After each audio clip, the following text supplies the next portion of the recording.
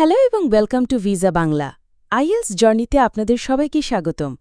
আজকে আমরা IELTS academic reading নিয়ে A to Z আলোচনা করব।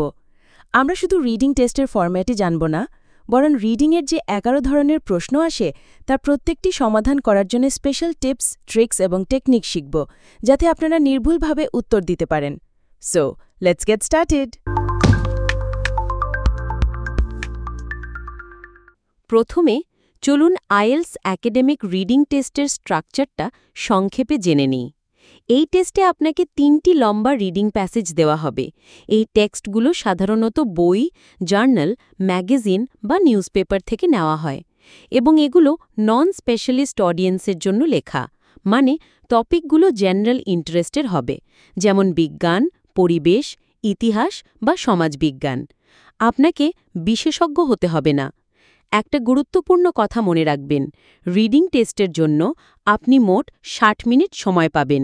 এই 60 মিনিটের মধ্যেই আপনাকে সব প্রশ্নের উত্তর খুঁজে বের করে অ্যান্সার শিটে ট্রান্সফার করতে হবে। লিসেনিং টেস্টের মতো কোনো এক্সট্রা ট্রান্সফার টাইম দেওয়া হবে না, তাই টাইম ম্যানেজমেন্ট এখানে খুব জরুরি। আর হ্যাঁ, অ্যান্সার শিটে লেখার সময় স্পেলিং এবং গ্রামার ভুল করলে কিন্তু মার্কস কাটা যাবে। চলুন এক নজরে দেখে নিই। টাইম 60 মিনিট, সেকশনস 3টি প্যাসেজ, প্রশ্ন 40টি, মার্কিং প্রতিটি সঠিক উত্তরের জন্য 1 মার্ক। এবার আমরা সবচেয়ে গুরুত্বপূর্ণ অংশে চলে এসেছি। চলুন এক এক করে 11 ধরনের প্রশ্ন সমাধানের কৌশলগুলো জেনে নিই। Question type 1, multiple choice questions বা এমসিকিউ। এই প্রশ্নে আপনাকে একটি কোয়েশ্চেন এবং 4টি option A, B, C, D দেওয়া হবে, অথবা একটি ইনকমপ্লিট সেন্টেন্সের সাথে 4টি পসিবল এন্ডিং দেওয়া হবে।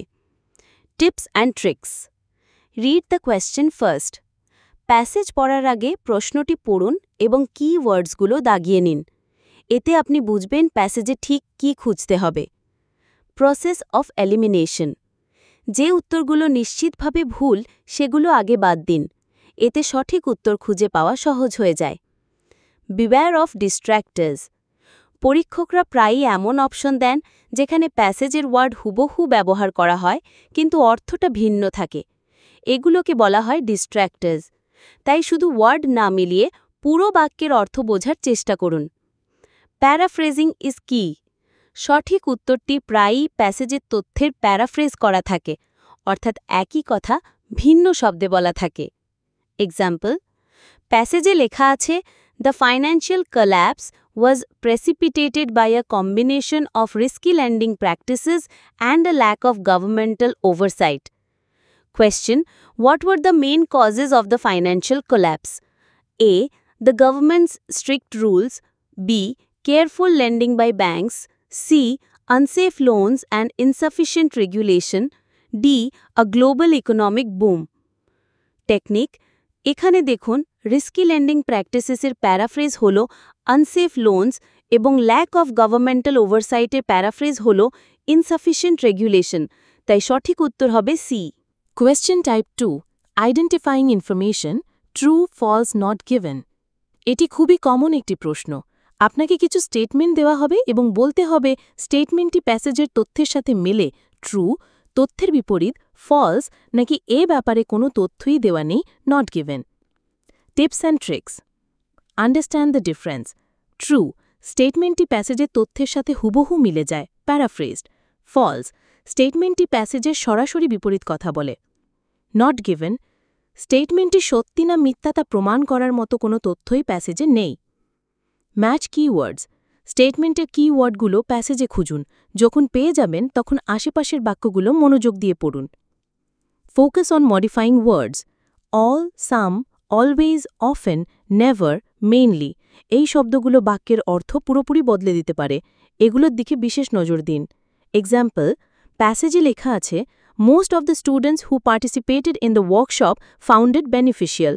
Statement 1, all students found the workshop beneficial. Answer, false, কারণ প্যাসেজে মোস্ট বেশিরভাগ বলা হয়েছে, অল সবাই নয়। Statement 2, the workshop was held in the morning. Answer, not given, কারণ ওয়ার্কশপ কখন হয়েছিল সে সম্পর্কে প্যাসেজে কোনো তথ্যই নেই। Question type 3, identifying writer's views অথবা claims, yes, no, not given. এই প্রশ্নটি ট্রু ফলস নট গিভেনের মতোই, কিন্তু এখানে ফ্যাক্টসের বদলে লেখকের মতামত বা দাবি নিয়ে প্রশ্ন করা হয়। Tips and tricks: look for opinion words. লেখকের মতামত বোঝার জন্য believes, claims, suggests, argues, unfortunately, surprisingly এই ধরনের শব্দগুলো খুঁজুন। The logic is the same. Yes স্টেটমেন্টটি লেখকের মতামতের সাথে মেলে। নো স্টেটমেন্টটি লেখকের মতামতের বিপরীত। নট গিভেন লেখক এই বিষয়ে কোনো মতামতই দেননি। এক্সাম্পল: প্যাসেজে লেখা আছে, While the initiative is commendable, it is unlikely to solve the root problem without more significant investment. Statement: The writer believes the initiative is a complete solution to the problem.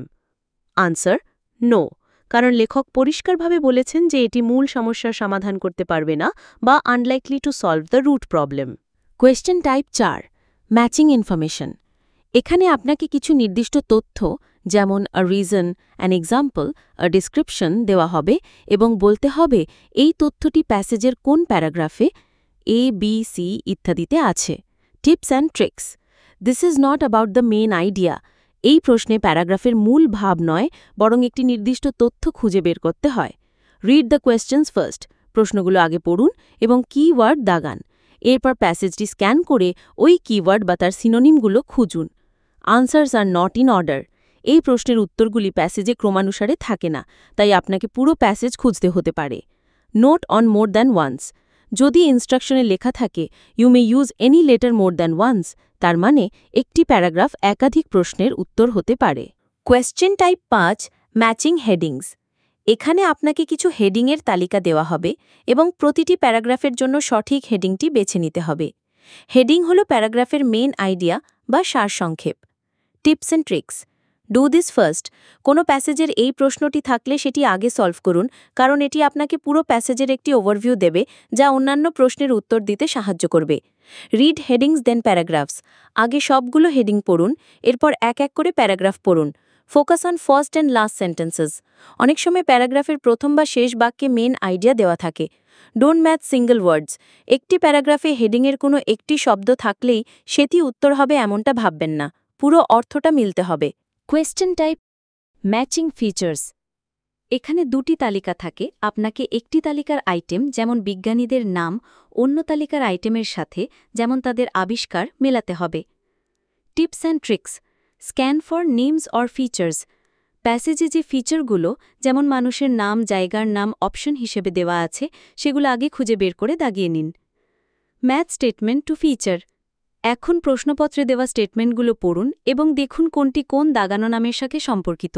এটি উল্টোভাবে করার চেয়ে অনেক বেশি efficient. Example: list of researchers A doctor Evans, B doctor Chen. List of findings 1 discovered the X particle, 2 proved that bees communicate through dance.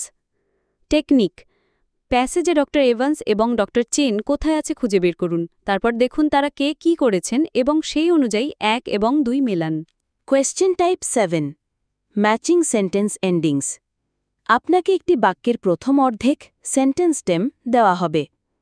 আপনাকে list থেকে সঠিক এন্ডিংটি বেছে নিয়ে বাক্যটি সম্পূর্ণ করতে হবে। Tips and tricks: grammar is a clue. স্টেমের সাথে এন্ডিং যোগ করলে বাক্যটি গ্রামাটিক্যালি কারেক্ট হতে হবে। অনেক সময় ভুল অপশনগুলো গ্রামারের কারণেই বাদ দেওয়া যায়। Meaning is most important.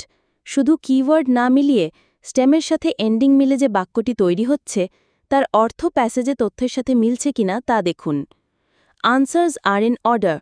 প্রশ্নের স্টেমগুলো প্যাসেজের তথ্য অনুযায়ী সাজানো থাকে, তাই প্রথমটির উত্তর খুঁজে পেলে দ্বিতীয়টির উত্তর তার পরেই থাকবে। Question type 8, sentence completion.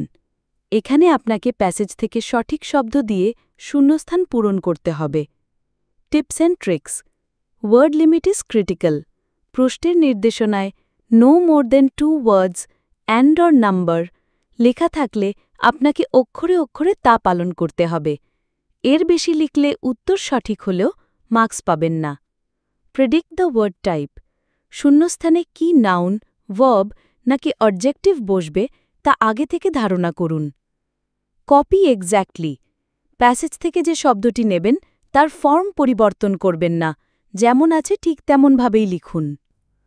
Question type 9, summary, note, table বা ফ্লো চার্ট কমপ্লিশন। আপনাকে প্যাসেজের একটি অংশের সামারি, নোট, টেবল বা ফ্লো চার্ট দেওয়া হবে এবং কিছু গ্যাপ পূরণ করতে হবে। Tips and tricks. প্রথমে খুঁজে বের করুন এই সামারি বা টেবিলটি প্যাসেজের কোন অংশ থেকে নেওয়া হয়েছে। সাধারণত এটি 1 বা 2টি প্যারাগ্রাফের মধ্যেই সীমাবদ্ধ থাকে। Check for order. ফ্লো চার্টের উত্তরগুলো সাধারণত ক্রমানুসারে থাকে, কিন্তু সামারি বা টেবিলের ক্ষেত্রে উত্তরগুলো এলোমেলো থাকতে পারে। 2 ভেরিয়েশনস। আপনাকে শূন্যস্থানে হয় প্যাসেজ থেকে শব্দ বসাতে হতে পারে অথবা একটি লিস্ট থেকে সঠিক উত্তর বেছে নিতে হতে পারে। নির্দেশনা ভালোভাবে পড়ুন। Question type 10, diagram label completion. একটি ডায়াগ্রাম, যেমন কোনো যন্ত্র বা প্রক্রিয়ার ছবি দেওয়া থাকবে এবং আপনাকে প্যাসেজের বর্ণনা অনুযায়ী তার বিভিন্ন অংশ লেবেল করতে হবে। Tips and tricks. ডায়াগ্রামে যে লেবেলগুলো আগে থেকেই দেওয়া আছে সেগুলোকে ওপেনার হিসেবে ব্যবহার করে প্যাসেজে সংশ্লিষ্ট বর্ণনা খুঁজে বের করুন। Follow the description. প্যাসেজের বর্ণনাটি মনোযোগ দিয়ে পড়ুন এবং ধাপে ধাপে ডায়াগ্রামের খালি জায়গাগুলো পূরণ করুন। Word limit again. এখানেও ওয়ার্ড লিমিটের ব্যাপারে সতর্ক থাকুন। আপনাকে কিছু প্রশ্ন করা হবে এবং প্যাসেজ থেকে তথ্য নিয়ে সংক্ষিপ্ত উত্তর দিতে হবে। Tips and tricks. Answers are in order. এই প্রশ্নের উত্তরগুলো প্যাসেজে ক্রমানুসারে পাওয়া যায়। Focus on question words. Who, what, where, when, why. এই শব্দগুলো আপনাকে বুঝতে সাহায্য করবে ঠিক কী ধরনের তথ্য খুঁজতে হবে। Be short and precise. শুধু যা জানতে চাওয়া হয়েছে সেটুকুই উত্তর দিন। পুরো বাক্য লেখার দরকার নেই।